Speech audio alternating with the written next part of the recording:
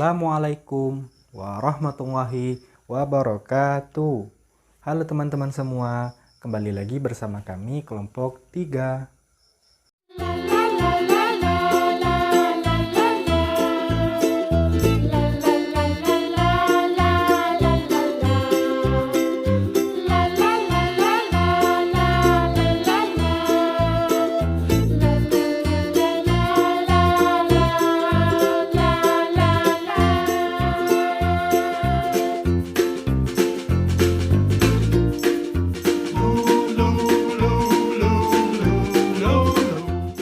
Pada video kali ini, kami dari kelompok 3 akan membawakan materi yang berjudul Strategi Pembelajaran Menulis dengan Proses Menulis dan Penilaian Portofolio.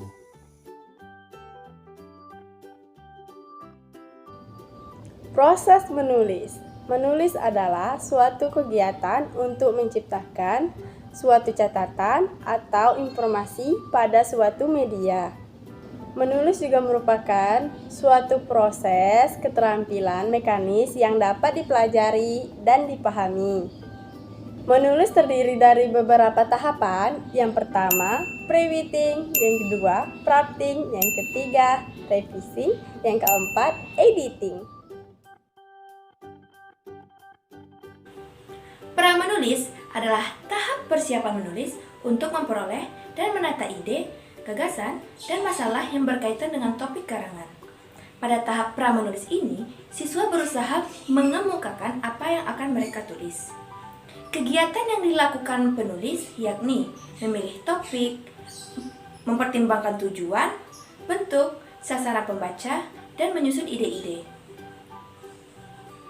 Topik penulisan sangat menentukan lancarnya proses menulis. Topik harus sesuai dengan minat semata siswa. Keterampilan pra-menulis ini menjadi bekal untuk memegang dan menggunakan pensil, kemampuan menggambar, menulis, dan mewarnai. Komponen utama dari pra-menulis ini adalah goresan pensil yang terdiri dari sebagian besar bentuk huruf, angka, dan gambar atau bentuk sederhana lainnya. Adapun keterampilan yang diperlukan pada tahap pra-menulis ini adalah yang pertama, kemampuan memegang dan menggerakkan alat tulis, yaitu bagaimana cara anak bisa memegang dan menggerakkan alat tulisnya dengan baik dan benar. Yang kedua, kemampuan persepsi bentuk. Gimana sih cara anak bisa belajar persepsi bentuk? Kenali kepada anak bentuk benda yang berbeda-beda. Misalnya, dengan mencari bola dan bentuk-bentuk balok. Bisa juga dengan bermain puzzle. Nah, dengan bermain puzzle ini, anak akan mencocokkan bentuk yang sesuai. Semakin kecil tingkat puzzle, maka akan meningkatkan kemampuan persepsi bentuknya. Yang ketiga, kemampuan cara menggerakkan jari untuk membentuk huruf yang dibuat. Bagaimana sih anak bisa belajar menggerakkan jari dengan baik dan benar? Salah satu cara bisa dengan kesadaran citra tubuh. Jadi, kesadaran citra tubuh itu adalah bagaimana cara kita menghayati anggota tubuh kita agar siswa dapat mendeteksi anggota tubuhnya. Barulah setelah itu anak bisa belajar tentang huruf abjad dan huruf-huruf. Yang menjadi fokus pembelajaran pra-menulis di sekolah dasar, khususnya di kelas tingkat rendah, yang mana lebih mengarahkan untuk penguasaan menulis huruf-huruf secara baik dan benar. Untuk itu, guru dapat melakukan kolaborasi melalui curah pendapat, sehingga dapat melahirkan tema dan topik tulisan yang sesuai dengan minat dan kemampuan siswa. Selain dengan curah pendapat, juga dapat dilakukan dengan membaca dan menelaah bentuk tulisan. Yang kedua, yaitu menulis konsep atau drafting. Pada tahap ini, siswa mengorganisasikan dan mengembangkan ide yang telah dikumpulkannya lewat kegiatan curah pendapat dalam bentuk draft kasar. Untuk membantu siswa dan mengembangkan ide dalam konsep tulisannya, dapat dilakukan dengan pemberian kartu struktur cerita sebagai media untuk menuangkan semua ide yang telah ditemukannya.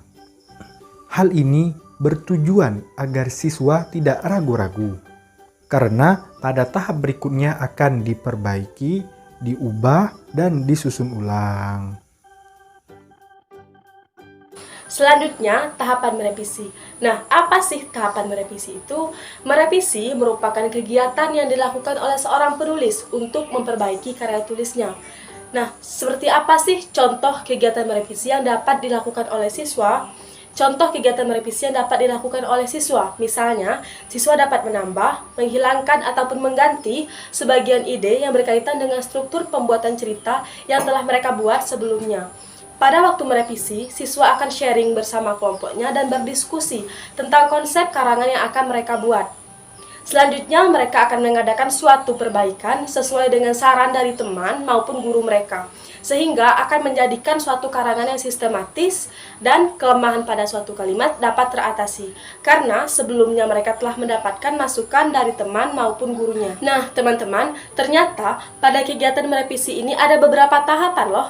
Apa saja sih tahapan-tahapannya? Tahapan-tahapan dalam kegiatan merevisi yang pertama, membaca ulang tulisan, yang kedua, menyempurnakan tulisan, dan yang ketiga, memperbaiki tulisan yang sekiranya perlu diperbaiki.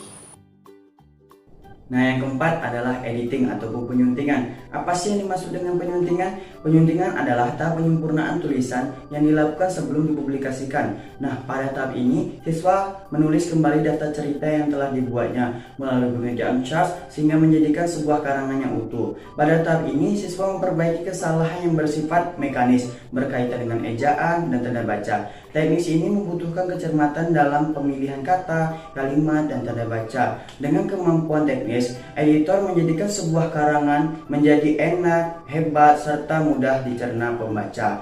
Editing efektif membutuhkan empati, kepercayaan diri, kemampuan untuk bereksperimen, ketajaman, ketelitian, kesabaran guna membantu penulis dalam mencapai tujuannya. Setelah melalui tahap sebelumnya, tahap akhir yang harus dilakukan seorang penulis adalah tahap publikasi. Tahap ini harus dilakukan seorang penulis agar karya tulisnya dapat dilihat dan dinilai oleh orang lain.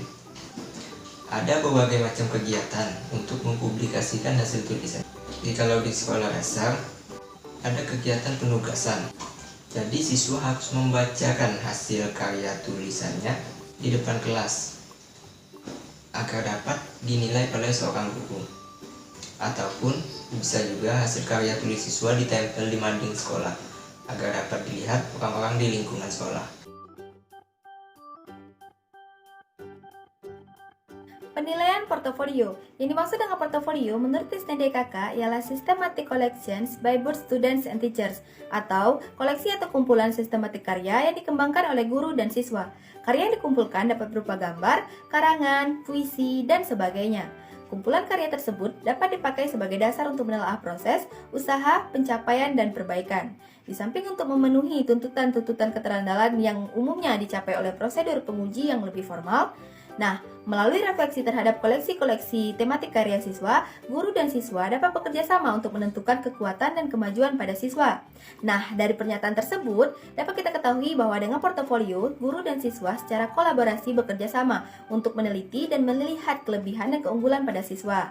Contohnya seperti apa kelebihan siswa dalam karangan yang telah dibuatnya, dan apa kekurangan siswa di dalam karangan yang telah dibuatnya. Dari pengertian tersebut, dapat pula kita ketahui manfaat dari portofolio. Manfaat dari portofolio terutama dalam kegiatan penilaian. Nampak jelas bahwa portofolio ini merupakan sebuah kerangka yang menawarkan untuk memudahkan perbaikan bagi siswa dalam menulis.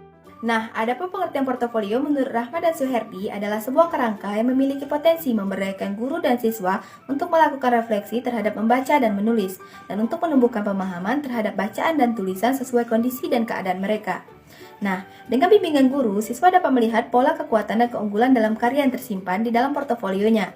Portofolio mencerminkan sebuah kegiatan-kegiatan dan proses-proses yang dilakukan oleh siswa, meliputi perbandingan, kerjasama, penilaian pribadi, dan penetapan tujuan.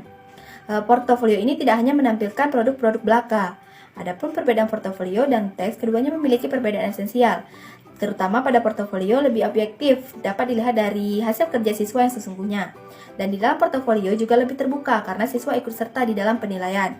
Dan portofolio juga berkaitan dengan kegiatan belajar mengajar. Adapun perbedaan antara tes dan portofolio, yang pertama, di dalam tes menilai siswa berdasarkan sejumlah tugas yang diberikan, sedangkan pada portofolio menilai siswa berdasarkan seluruh tugas yang diberikan yang berkaitan dengan kinerja yang dinilai. Nah, pada tes yang menilai hanya guru dengan kemampuan yang terbatas, sedangkan pada portofolio siswa ikut serta menilai kemajuan-kemajuan yang dicapai selama proses pembelajaran berlangsung. Dan yang ketiga, guru hanya menilai satu kriteria, sedangkan pada portofolio guru menilai berdasarkan pencapaian mereka masing-masing dengan mempertimbangkan perbedaan individual. Nah, yang keempat, proses penilaian tidak kolaboratif antara guru, siswa, dan orang tua, sedangkan di dalam portofolio mewujudkan proses penilaian yang kolaboratif. Yang kelima, penilaian diri bagi siswa bukan suatu tujuan. Nah, di dalam portofolio, siswa menjadikan dirinya sendiri menjadi tujuan. Nah, di dalam tes yang keenam, ada yang menjadi perhatian itu hanya pencapaian, sedangkan di dalam portofolio semuanya mencakup usaha, kemajuan, pencapaian. Nah, di dalam tes ada juga terpisah antara kegiatan penilaian, testing, dan pembelajaran. Sedangkan di dalam portofolio semuanya terkait antara kegiatan pembelajaran, testing, pelajaran, dan pengajaran.